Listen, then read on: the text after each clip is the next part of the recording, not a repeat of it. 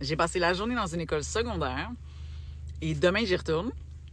Et comme je suis dans une école secondaire, je me suis dit que je pourrais apporter mes lunettes de Martine, la surveillante, puis essayer de faire comme une vidéo dans l'école. Mais j'avoue que je sais pas trop.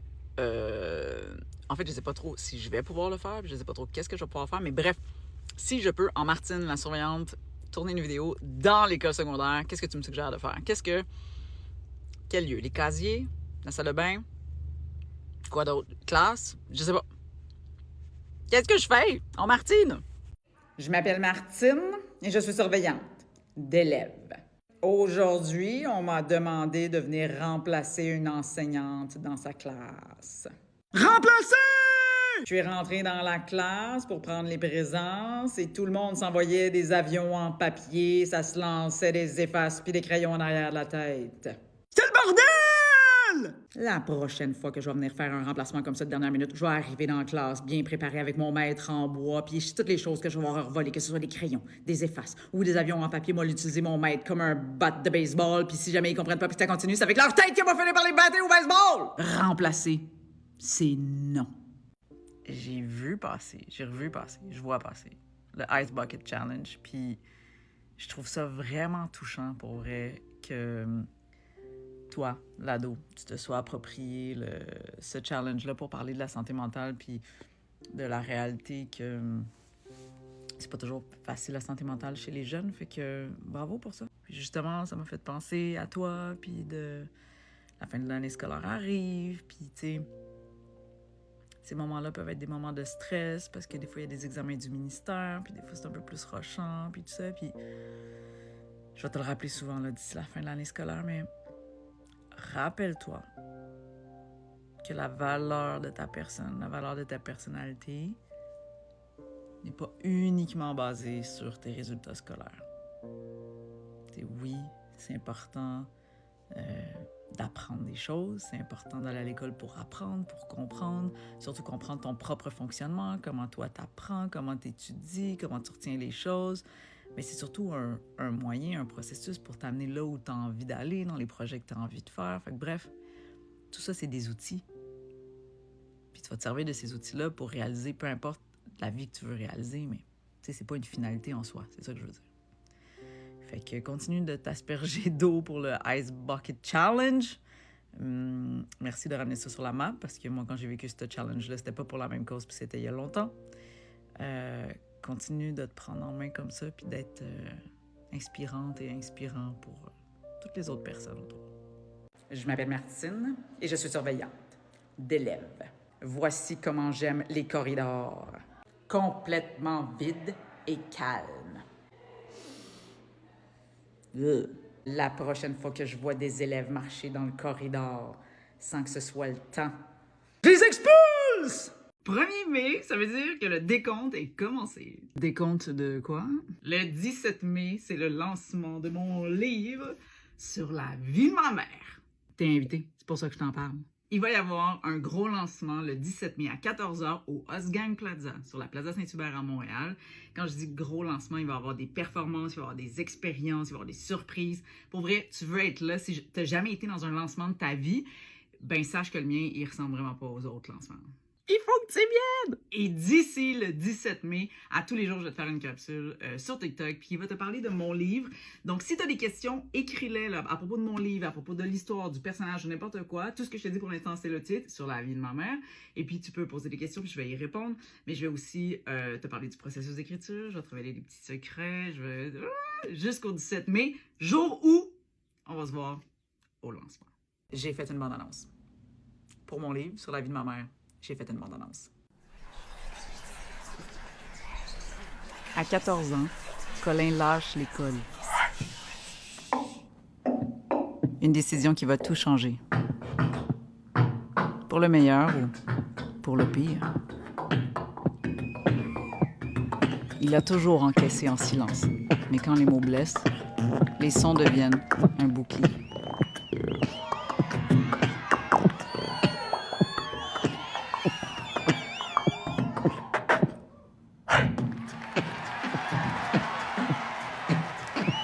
Pour la première fois de sa vie, Colin sera exactement là où il doit être.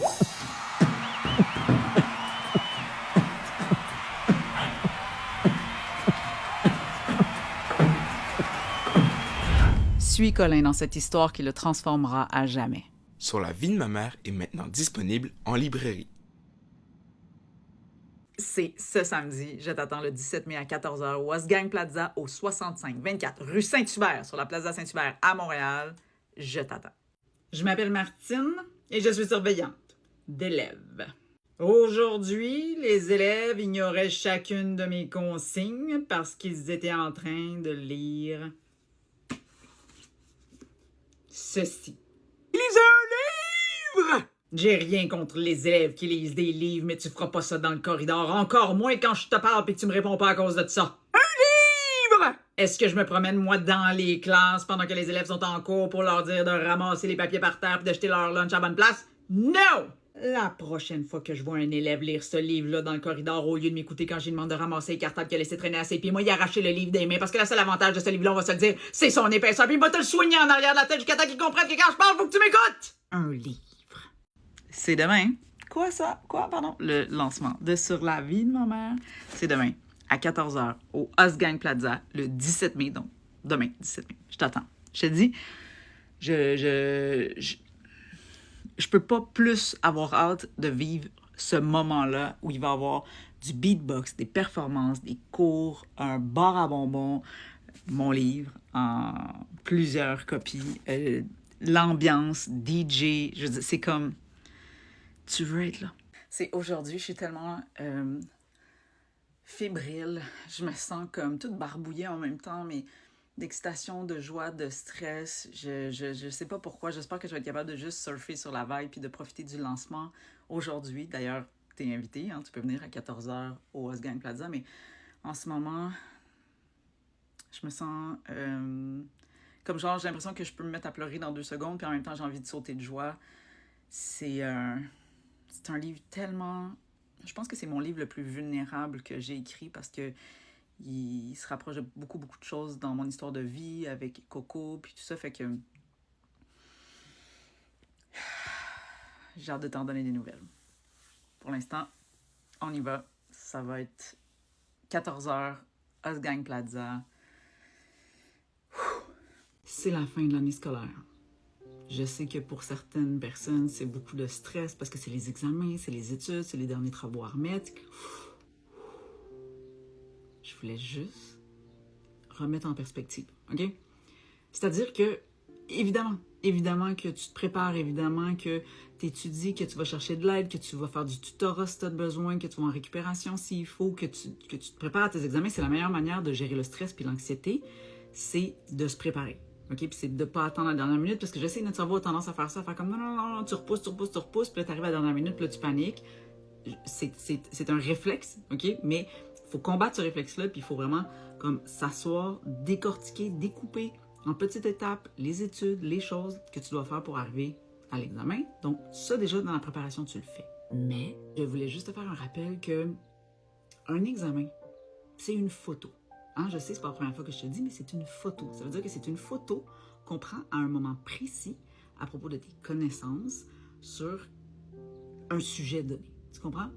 Ça ne détermine pas ta valeur en entier, ça ne détermine pas la personnalité que tu es, ça ne détermine pas le reste de ta vie. Ça détermine, c'est une photo qu'on prend à un moment précis, sur un sujet précis, d'un examen précis, de tes connaissances précises à ce moment-là. D'accord? Genre, l'examen aurait eu lieu le lendemain, ça peut être complètement autre chose. Mais là, c'est ça qui se passe. Fait que, oui, tu te prépares. Oui, tu y vas. Oui, tu fais de ton mieux. Oui, tu vas chercher l'aide que tu as besoin. Oui, tout ça. Mais en même temps, je veux dire, OK? Je veux dire, ça va pas s'écrouler, là. Fait que, tu peux diminuer le stress, détendre tes épaules, puis juste y aller dans la confiance. Parce que la valeur de la personne que t'es change pas.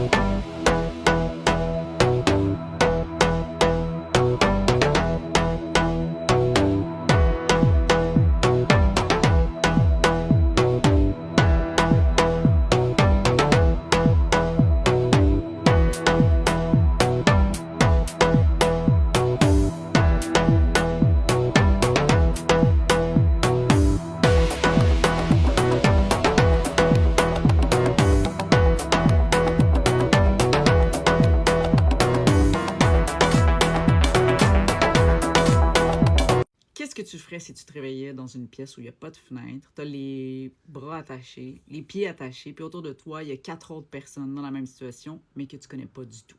Et là, tout d'un coup, la lumière s'éteint. Tu entends des bruits, tu entends des cris. Quand la lumière s'ouvre, une personne est morte. C'est exactement ce que Liam vit dans mon livre Énigme mortelle. Puis tu vois, c'est un petit livre, fait que c'est pas quelque chose qui est très long, c'est pas une histoire qui va durer pendant des heures et des heures, c'est une histoire coup de poing au suspense insoutenable à savoir qu'est-ce qui se passe, puis à chaque fois que la lumière s'éteint, le drame arrive. Est-ce qu'ils vont arriver à découvrir c'est quoi l'énigme pour s'en sortir ou est-ce qu'ils vont tous y passer? Moi, je le sais, mais je te le dirai pas. Il va falloir que tu lises le livre.